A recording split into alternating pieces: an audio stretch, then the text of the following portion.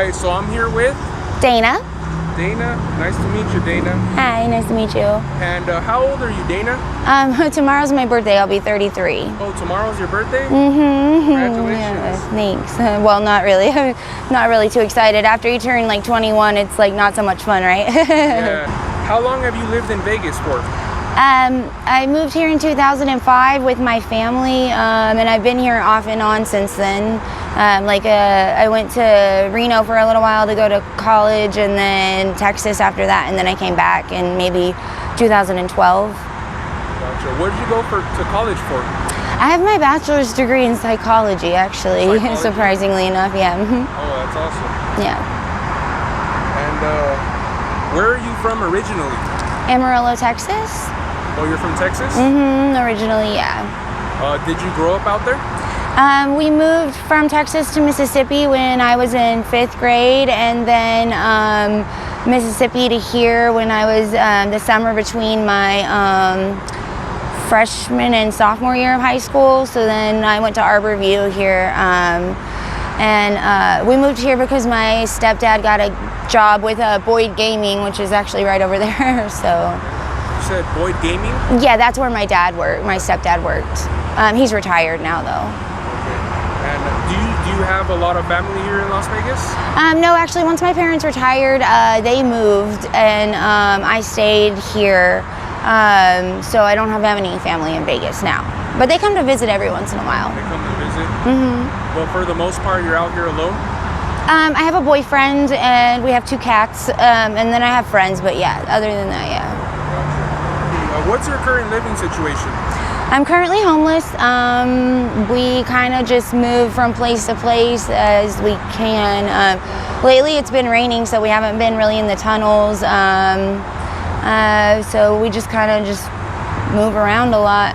Yeah, I seen that. I seen a video online where there was like a lot of like personal belongings flying out of those tunnels during the floods. Yeah, if you want to get more shots of that, there's some down there right now. There's like suitcases and all kinds of stuff down there that have come out the tunnel. Yeah.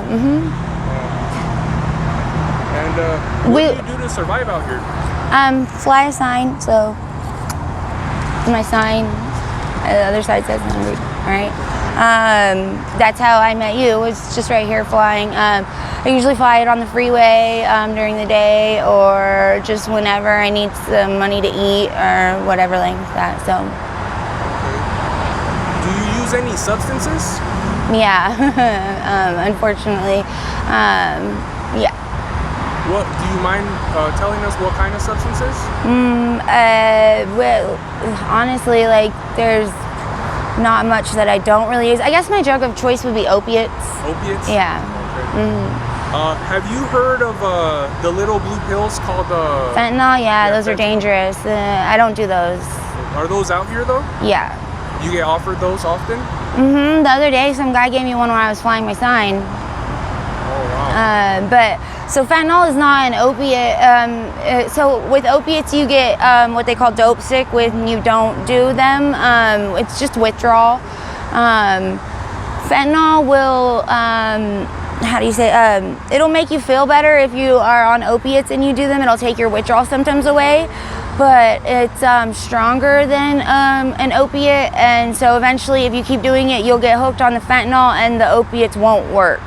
So then you have to have fentanyl, and fentanyl's a lot stronger. And like I don't shoot personally, but a lot of my friends do. And you're not supposed to shoot fentanyl because it's so strong that it'll pretty much kill you if you do that. Yeah. So, but yeah, they're out here. I heard that like it's blowing up in other places, like everywhere else. Like people are pretty much already on it. Like opiates and heroin are like a thing of the past in other places, and everybody's just on fentanyl. Yeah. And for some reason, Vegas is a little bit behind, and I haven't seen that as much, but it's starting. It's starting right now. Yeah. It's the new wave. Yeah, but hopefully I'm not gonna do fentanyl. I won't do it. I don't want to die out here, you know. Yeah, absolutely. So, like I said, I have my bachelor's in psychology, and I used to work in treatment, so I know better than all of this, but I'm not perfect. But but I am planning on getting clean soon. I'm kind of just I wanted to go past my birthday because I figured that would be a trigger to use, you know. So I'm thinking of maybe checking myself into detox here maybe in the next week or so. That would be great. Yeah, definitely. I can stay in touch with you if possible, and we can. Yeah, do, we like, can a do recap. follow up. Yeah, sure, no follow-up would problem. be great. Yeah, I can do that. I have a phone that actually works, so you can call me. Okay, cool. Where do you see yourself in the next 5 years? Hopefully having a family and off drugs, but who knows?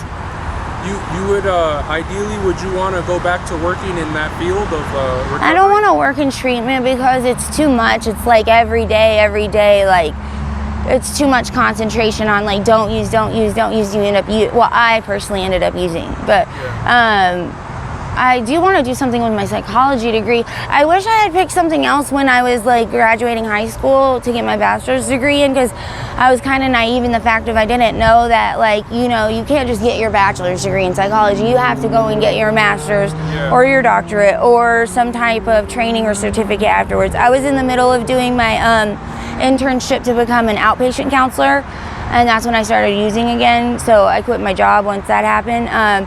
So I don't want to work in treatment, but I would like to maybe go back to school or do some kind of training program, or maybe just, who knows, I don't know what I like animals. Honestly, I'd rather work with animals than do anything with my degree. Maybe like train service animals or something like that, but. That sounds pretty cool. Yeah. And what's the craziest thing that you've seen out here being on the streets? People die. People dying? Lots of people dying. Like, violence or No, just drug use? and not taking care of themselves, you know, getting sorry, my friend Robert is like, he's sick, he needs to go to the hospital and he's not going. Like, he told me the other day he thinks he's gonna die, but I can't get him to go to the hospital because he wants to go to the methadone clinic, like, to get on a high enough dose, because they won't give him whatever dosage he's at when he goes in to the hospital is the only amount of methadone that they'll give him the whole time he's there, and he doesn't want to be uncomfortable and sick while he's in the hospital. But he can't see. He says every time he tries to go to the methadone clinic, the bus passes him.